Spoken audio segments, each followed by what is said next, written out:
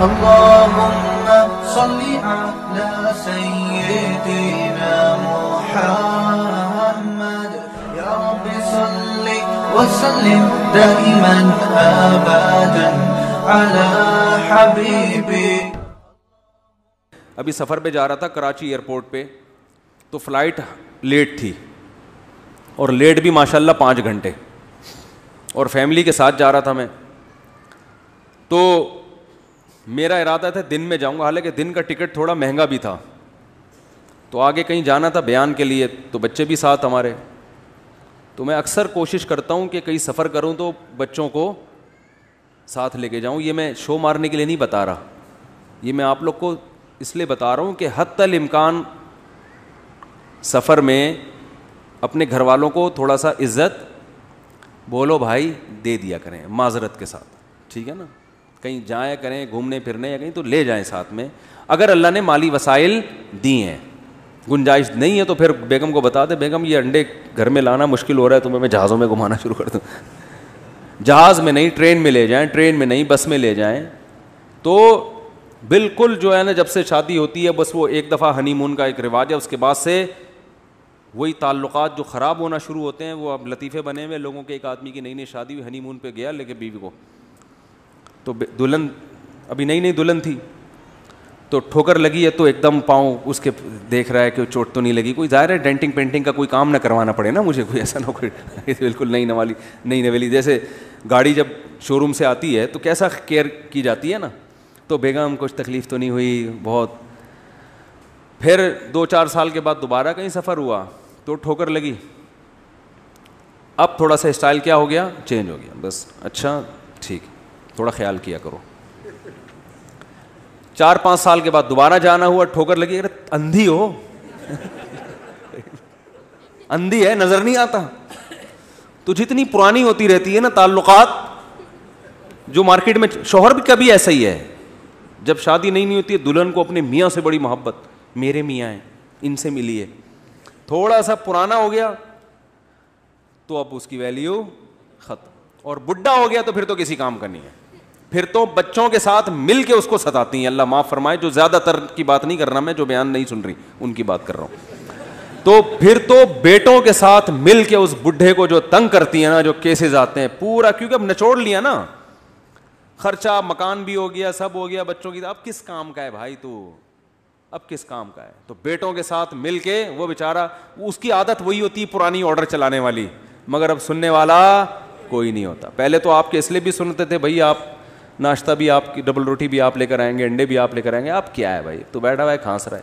تو نیک عورت بڑھاپے میں اپنے شوہر کے ساتھ وفا کرتی ہے, یاد رکھو, وہ جنتی عورت ہے. کہ بھائی بیٹوں کا ساتھ نہیں دوں گی, اب اختلاف ہوگا تو میں کس کا ساتھ دوں گی, شوہر کا. یہ عورت کے خاندانی ہونے کی دلیل ہوتی ہے. وفادار عورت یہ کرتی ہے بھائی, جیسا مرضی ہے اپنے, لیکن اب چونکہ بیٹوں سے مفاد ہے نا, مفاد بیٹوں سے ہے, مگر ساتھ کس کا دے گی, شوہر کا.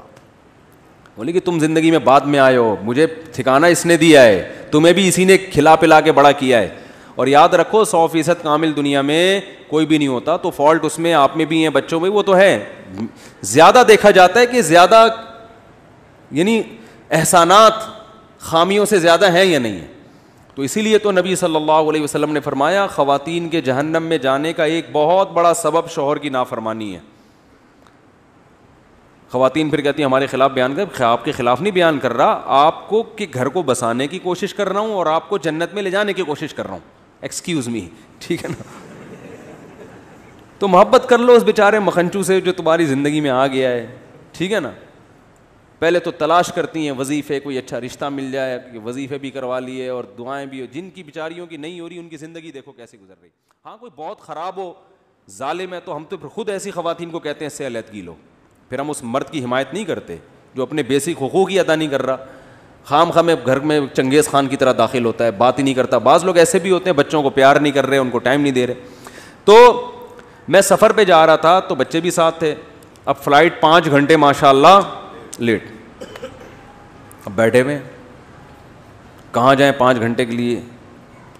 تو بیٹھے بیٹھے پھر میں ایسے موقع پہ فائدہ اٹھاؤں, واٹس ایپ میں جتنے پرانے قبل مسیح کے میسج آئے ہوئے ہیں, کوئی پرانے تعلقات والے, ان سے فون کیا, سارے نمٹا. وہ لوگ بھی کہتے ہیں آج مفتی صاحب کو ہو کیا گیا ہے, کاش تو بڑی لمبی گپ شپ لگا رہے ہیں, بات چیت کر رہے ہیں, کبھی فون نہیں اٹھاتے تھے, تو سارے ایسے نمٹا دیتا ہوں. تو میں بیٹھا ہوا تھا, ایک خاتون آئی, بالکل ہی لبرل قسم کی خاتون, حلیے سے لگتا ہے نا کہ کوئی زیادہ مذہب کو فالو نہیں کرتی. کیا مفتی طارق مسعود صاحب ہیں؟ میں نے کہا جی ہاں. کہہ رہی ہے میں 2-3 سوال آپ سے پوچھوں گی, لیکن آپ مجھے بتائیں غصہ تو نہیں آئے گا آپ کو؟ میں نے کہا نہیں انشاءاللہ. سوال پہ نہیں آئے گا, اگر کوئی سوال پوچھو تو نہیں آئے گا. اب گالیاں دینا شروع کر دو مجھے تو پھر بھائی کوئی سوال تو کچھ بھی پوچھا جا سکتا ہے نا.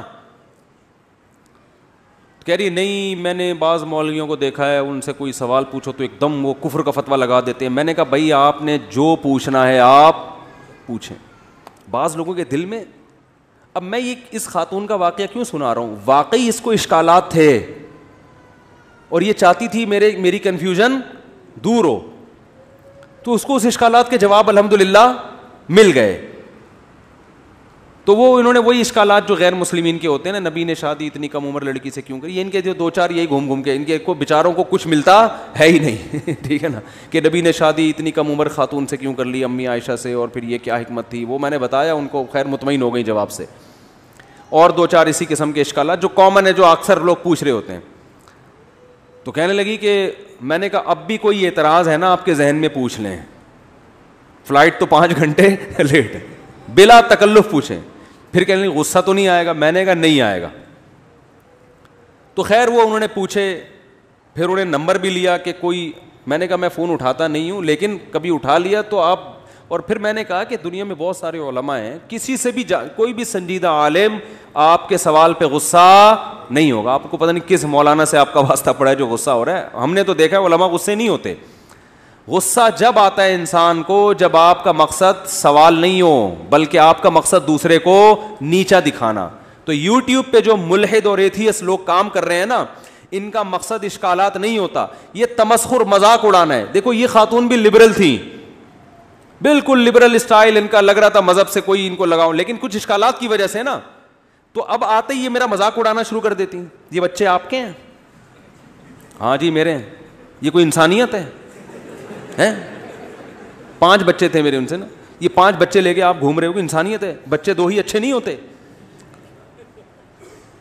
اور پھر ایک مولوی کی تصویر دکھاتی مجھے, یہ دیکھو اتنی موٹی توند والا, بکرے کھا کے, اس کا کہتی مفتی صاحب مجھے اس کے بارے میں وضاحت کریں. تو میں وضاحت کرتا, میں کہتا بی بی اپنا راستہ لو بھائی, جاؤ, ہمارا ٹائم ضائع نہیں کرو. تو جو آپ کو اسلام کے خلاف جو کچھ ملے گا نا یوٹیوب پہ, اس میں تمسخر کا لہجہ, تمسخر, مذاق, ہنس رہے ہیں, تو یہ صاف اس بات کی علامت ہے کہ آپ دوسروں کو درس دیتے ہو کہ ہم, یہ مولانا لوگ جو ہے نا وہ کیا کرتے ہیں, یہ غصے میں آ جاتے ہیں اور یہ مذاق کرتے ہیں اور یوں کرتے ہیں. بات یعنی ان کو ایٹیٹیوڈ نہیں ہوتے. تو آپ کے اسٹائل سے پتہ چلتا ہے کہ آپ کے پاس دلائل نہیں ہیں, تبھی آپ مولویوں کا بہت مذاق اڑاتے ہیں. مدرسوں پہ الزامات, مولویوں پہ الزامات. وہ اگر کیا بھی ہے کسی مولوی نے, تو اسلام نے کوئی ہر مولوی کا ٹھیکہ تھوڑی لیا ہوا ہے بھائی. اسلام نے تو میری بھی ذمہ داری نہیں لی ہے کہ 15ویں صدی میں مفتی طارق مسعود صاحب ہوں گے, وہ بہت نیک ہوں گے. اگر اللہ نہ کرے, اللہ ہم سب کی حفاظت کرے, خدا نہ خواستہ میں کسی گناہ میں مبتلا ہو جاتا ہوں اور آپ دیکھ لیتے ہیں, تو اس کا اسلام سے کوئی تعلق نہیں. اب آپ ویڈیو بنائیے, دیکھو مسلم ایسے ہوتے ہیں, اسلام یہ کہتے, اسلام تھوڑی کہہ رہا ہے بھائی, وہ اس کا اپنا ذاتی معاملہ ہے. تو اس نبی صلی اللہ علیہ وسلم نے فرمایا نا کہ منافق کی 3 نشانیاں ہیں. ان میں ایک علامت آپ نے بتائی کہ جب وہ جھگڑا کرتا ہے, بحث کرتا ہے, تو گالیاں دیتا ہے. مجھے یہ حدیث سمجھ میں نہیں آتی تھی, اب سمجھ میں آتی. تمسخر بھی گالیوں کی ایک قسم ہے نا, یعنی دلائل نہیں ہوتے تو الٹے سیدھی ہانکنا شروع کر دیتا ہے. مفتی طارق مسعود صاحب کے بیانات سننے کے لیے youtube.com/مفتی طارق مسعود کو سبسکرائب کریں, اور اگر آپ لائیو ویڈیو کو کبھی بھی مس نہیں کرنا چاہتے ہیں تو سبسکرائب کرنے کے بعد بیل آئیکن پہ کلک کرنا مت بھولیں. جزاک اللہ.